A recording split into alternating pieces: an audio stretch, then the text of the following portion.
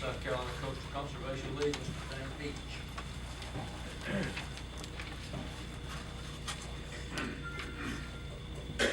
Got a photograph I'd like to hand out that came. This technology is so amazing. From my drive up here this morning. I've got you get one in, Liz, right near where you live. I'm delighted to be here, and when I was telling a friend of mine this morning, it's kind of like a sandwich where I was sandwiched between Mr. Dearberry and Speaker Harold. He said, well, you must be the turkey. I don't agree with that, but I've got a few images that I'd like to show you, some of which you have seen, or at least seen parts of, just to give you an orientation. This is a photograph of Johns Island, and laser pointer here.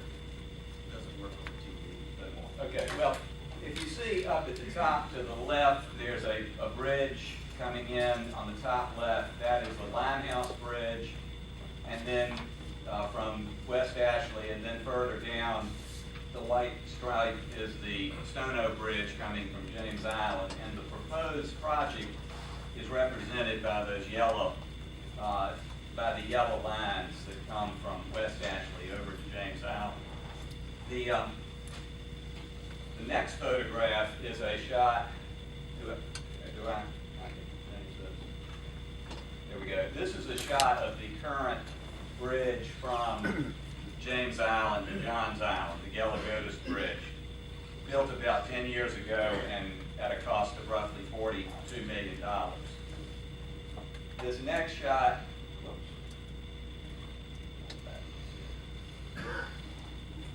is a shot of the Limehouse Bridge. This bridge opened roughly a few months really after the Yellow-Gotis Bridge about 10 years ago, and again at a cost of about $30 million.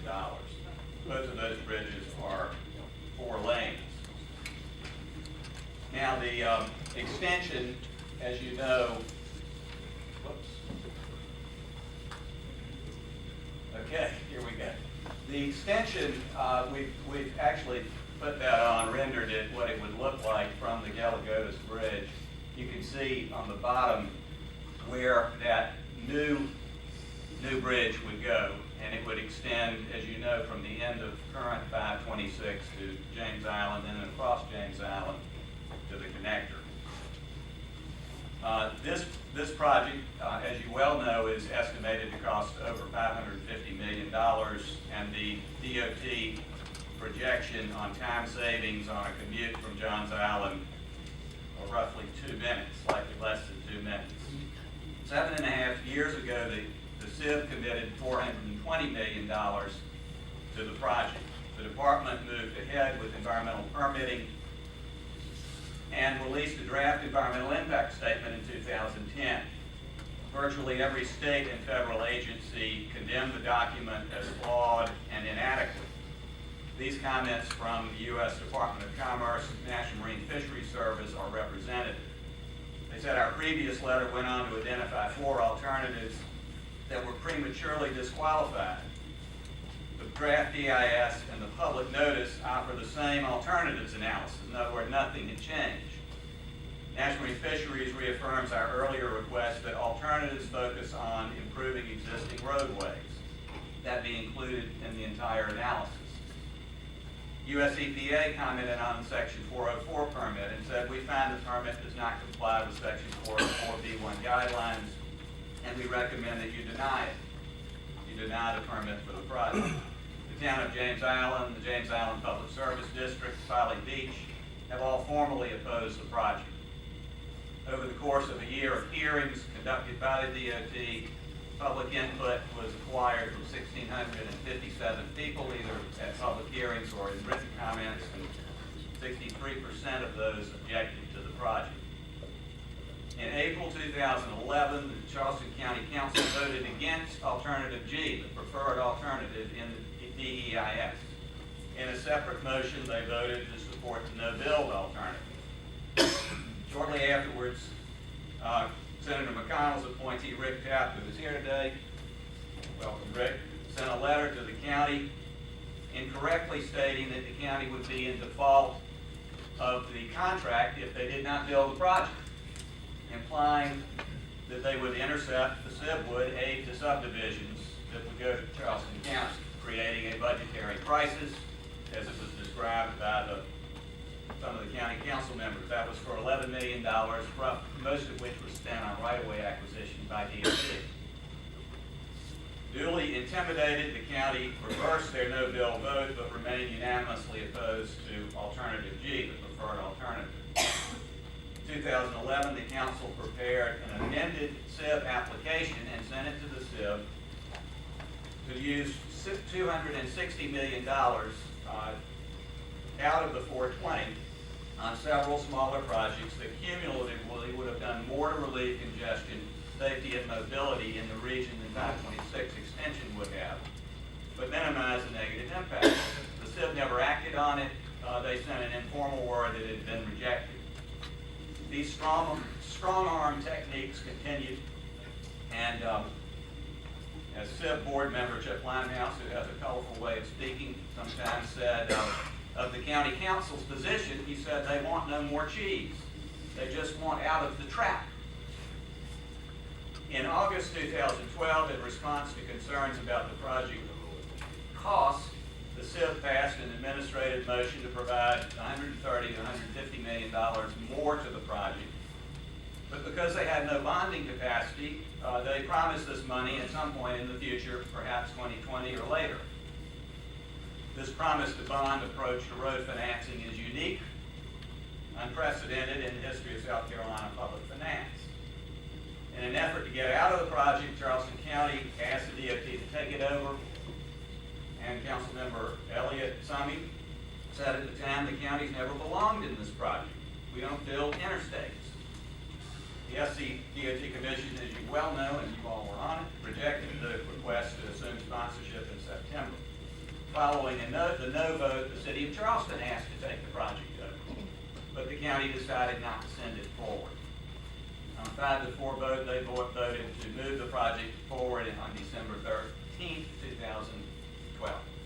In passing the resolution, the county adopted several conditions of approval, and one that you're very familiar with requires that compensation, that a good faith effort be made by the county to pay compensation for property value diminutions outside of the actual taking of property, physical taking of property.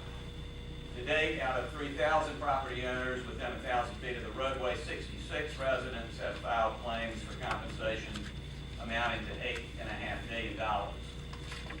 Council Chairman Teddy Pryor subsequently said they didn't actually mean they would pay compensation when they said they would make a good faith effort to consider it.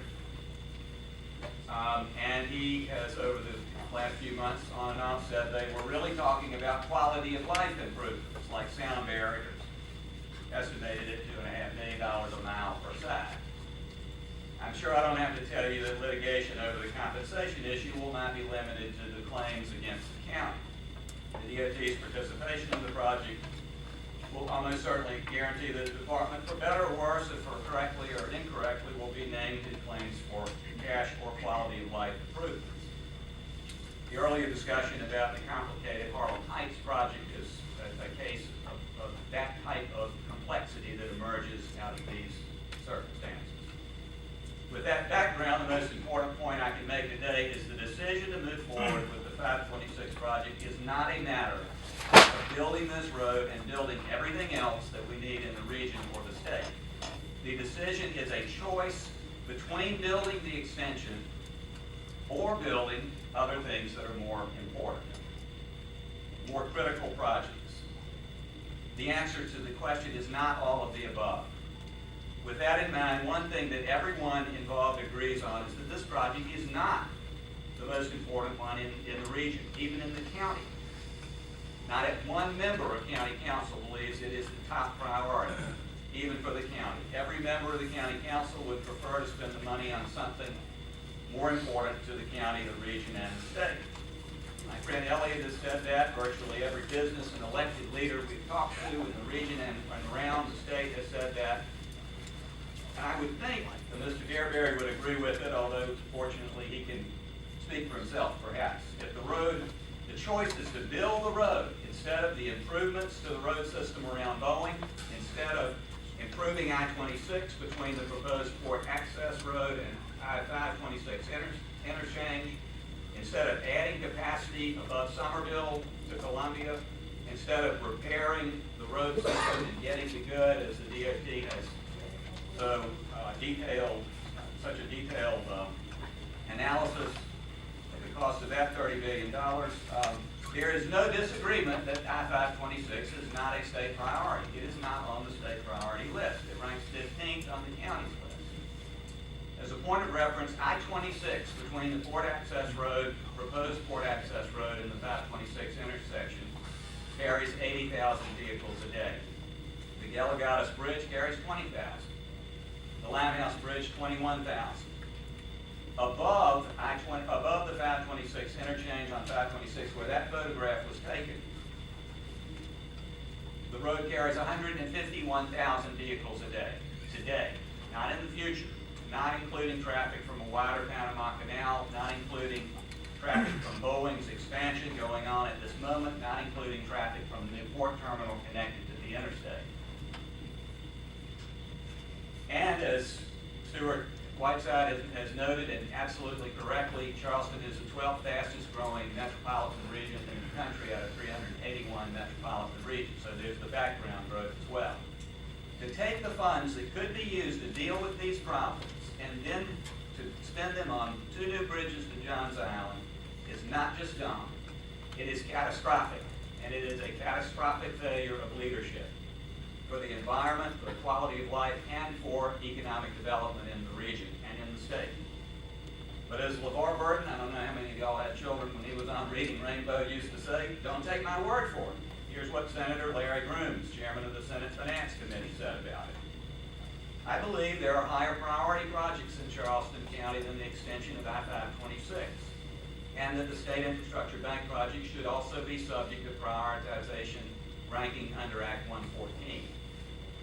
Under 114, the 526 extension would fall behind other projects. I regret I was unable to convince my colleagues to extend prioritization requirement to the SIP. What exactly are these other priorities? Well, according to the Chamber of Commerce's website, they are Charleston Harbor deepening, airport road improvements, I-26 long-range improvements to relieve congestion, Navy base terminal and port access road, reconstruction of the 526 interchange on I-26, and others. We couldn't agree more. The Chamber also considers the extension of I-526 to Johns Island a priority. And another priority for them is the extension of a greenway across Johns Island, adding one more road to the already 2 that extend the southern side of the island. Let me read the definition of a priority. It is a thing that is regarded as more important than another thing. So when the Chamber lists 16 projects that collectively cost 4 times as much as is available in the foreseeable future, they are not actually listing priorities. It wants the basic text. They don't explain which ones are the most important, and you did not hear that when you heard Mr. Derberry or Mr. Whiteside speak. They implied 526 to Johns Island is the most important. And to that extent, they are saying it is more important than improving 26 between the port access road and 526 on I-26.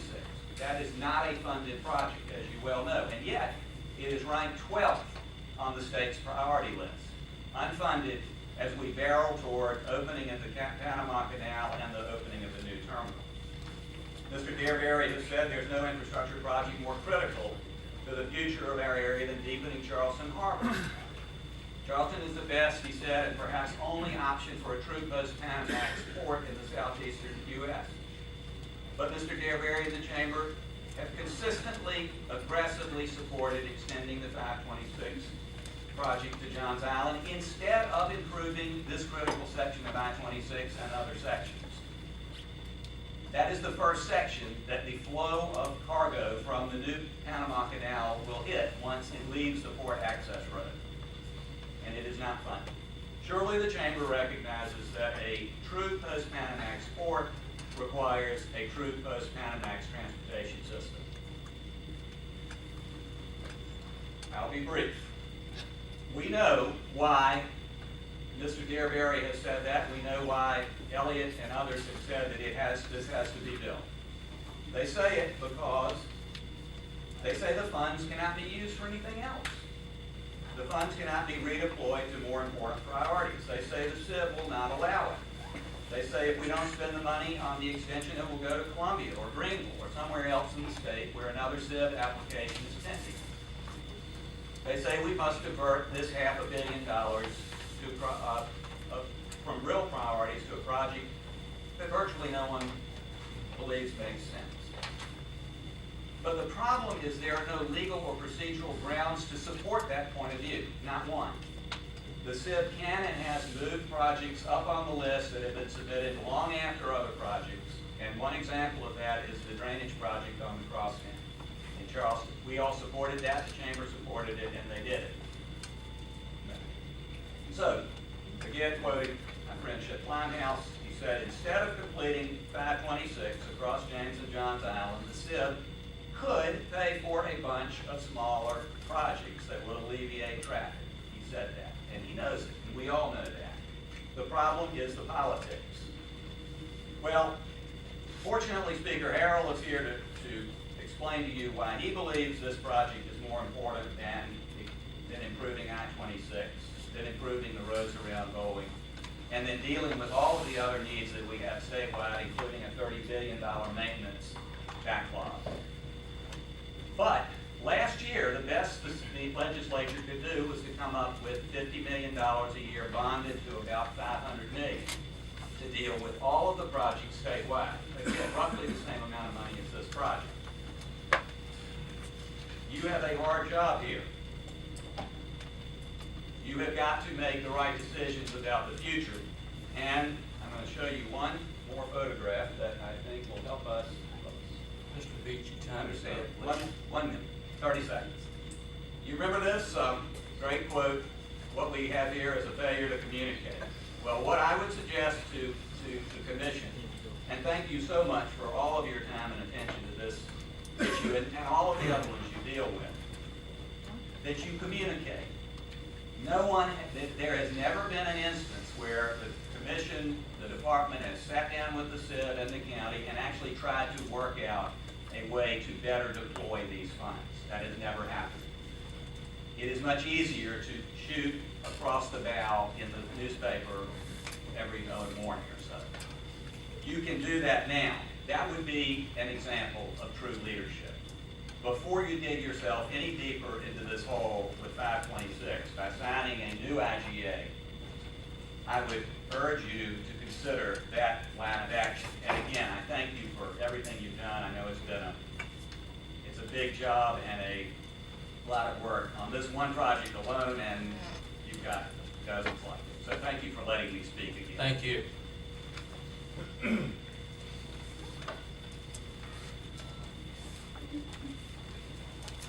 have one more speaker, the Honorable Robert David Harrell.